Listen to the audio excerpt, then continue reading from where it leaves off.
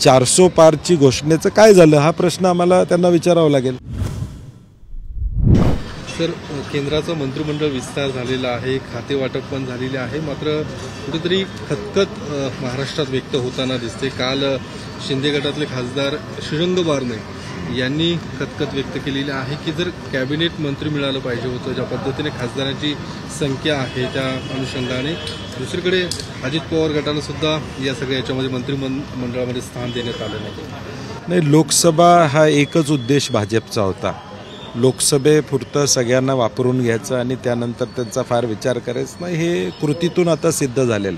आणि आम्ही नेहमीच सांगत आलो आहे की भाजपला या सगळ्या फोडाफोडीतून लोकसभेला आपलं बहुमत गाठायचा प्रयत्न होता आणि म्हणून फुटलेल्या गटाला किती महत्त्व द्यायचं हे आता त्यांनी ठरवलेलं आहे आणि ते आता या मंत्रिमंडळाच्या विस्तारामध्ये दिसून आलेलं आहे। अजित पवारांना सुद्धा या सगळ्याच्या नाही, मी तेच म्हणलं, दोन्ही गटांचं अस्तित्व हे कशा पद्धतीनं भाजप ठेवणार आहे हे साधारणपणे आता कृतीतून दिसून आलेलं आहे की गरज कुठपर्यंत आहे। आणि म्हणूनच कालसुद्धा भुजबळ साहेब बोलले आम्हाला एवढ्या सीट पाहिजेत, ह्याची सुरुवात झालेली आहे या सगळ्या गोष्टीची। आणि मला वाटते केंद्रीय मंत्रिमंडळाच्या माध्यमातून त्याची सुरुवात झाली असं म्हणायला हरकत नाही।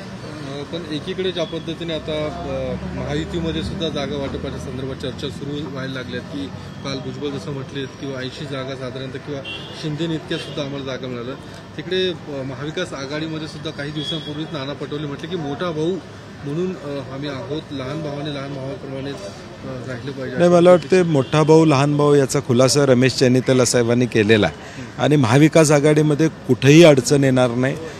ज्या पद्धतीनं लोकसभेला जागा वाटप अत्यंत सुरळीत झालं, 1-2 जागा सोडल्या तर, नाहीतर बाकी सगळं सुरळीत झालं, तसं आत्ता देखील 288चं वाटप हे निश्चितपणे लवकरात लवकर होईल। आणि आमच्या तिन्ही पक्षाची एक अपेक्षा आहे की जून अखेरपर्यंत या चर्चाला मूर्त स्वरूप देण्याचा प्रयत्न आमच्या तिन्ही पक्षांचा त्या ठिकाणी असणार आहे, म्हणून आमच्यात कुठेही वादावाद होणार नाही याची खात्री निश्चितपणे मी आपल्याला देतो।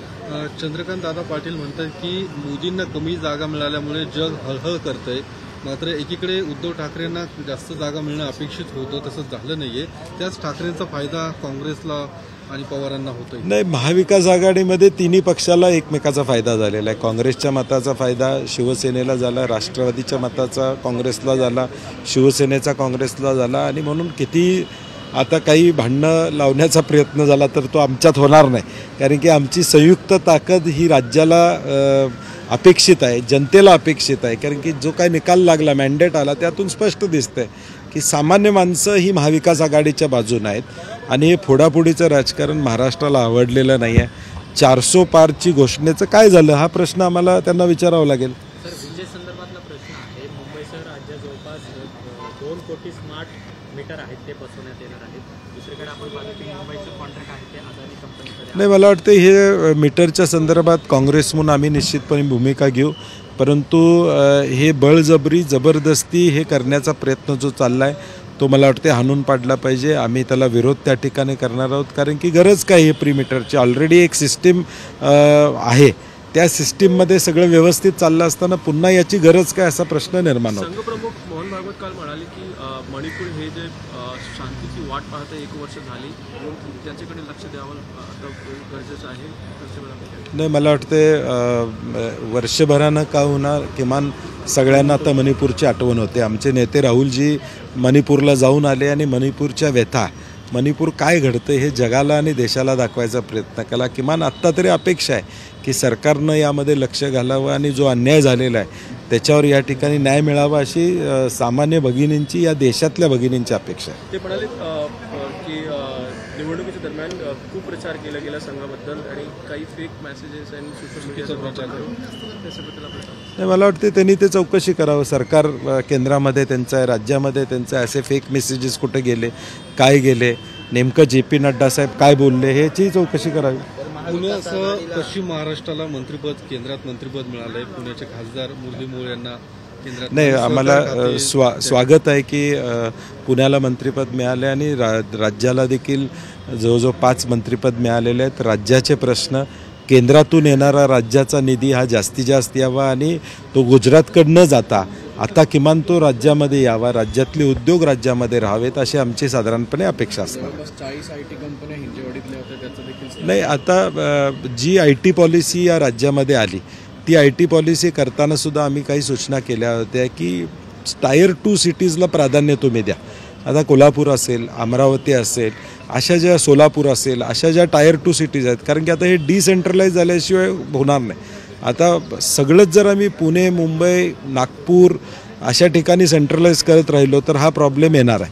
आणि म्हणून टायर 2 सिटीजला जास्त इन्सेंटिव्ज आपण जर देऊ शकलो, आता डाटा सेंटर्स हे सगळे देशातले 50% डाटा सेंटर्स हे मुंबईमध्ये त्या ठिकाणी, म्हणून ह्याला जर विजेमध्ये सवलत जर देता आली आपल्याला की कोल्हापूरसारखं आहे, सातारा आहे किंवा ही टायर 2 सिटीज आहेत, इथं ह्या उद्योगाला आणण्यासाठी तुम्हाला काय सवलती देता येतील त्या IT पॉलिसीमध्ये अपेक्षित या ठिकाणी होतं, परंतु त्या दुर्दैवानं झालेल्या नाही आहेत.